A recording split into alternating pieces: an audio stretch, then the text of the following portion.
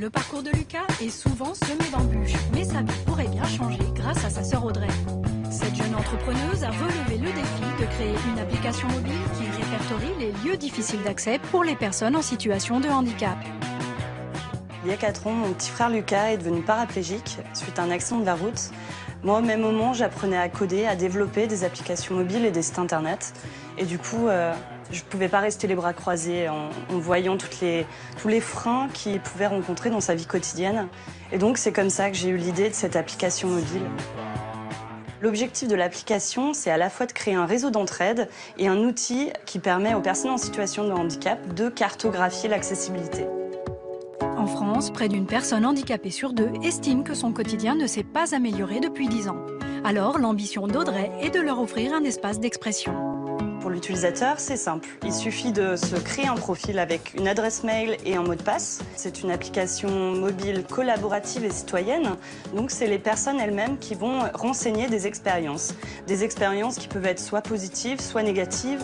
Audrey a fait appel à Jean-Philippe, expert en interface digitale. Il teste pour elle l'application en situation réelle. Bon, je vais me passer un passage un peu difficile qui vraisemblablement est en travaux. Donc du coup, je pense qu'il va être utile de partager sur l'application le fait que tous les lieux qui se trouvent dans ce périmètre présentent une difficulté. Difficulté à cause de travaux. Témoignage ajouté avec succès. Voilà. Trouver le char. Et c'est parfait. Ergonomie, reconnaissance vocale, le test est réussi. Et le plus de l'application, ce sont les bons plans. Lorsqu'on est sourd, les personnes vont pouvoir s'échanger les bonnes adresses, où il va y avoir un serveur ou un salarié qui va parler la langue des signes, par exemple. Audrey a su s'entourer pour relever les défis technologiques. La phase de développement est finie, après un long parcours talentueux.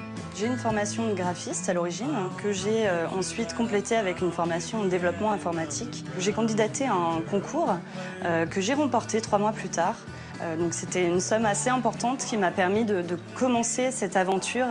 Et la condition pour toucher ce prix, c'était de créer une entreprise. Donc j'ai bénéficié de différents programmes d'entrepreneuriat féminin. Aujourd'hui, Audrey recherche des investisseurs, mais son projet remporte déjà un grand succès auprès des institutions publiques. On est soutenu par le ministère de la Santé, la secrétaire d'État en charge du handicap. Je viens d'intégrer le Conseil national des personnes en situation de handicap. Oui, c'est une belle aventure.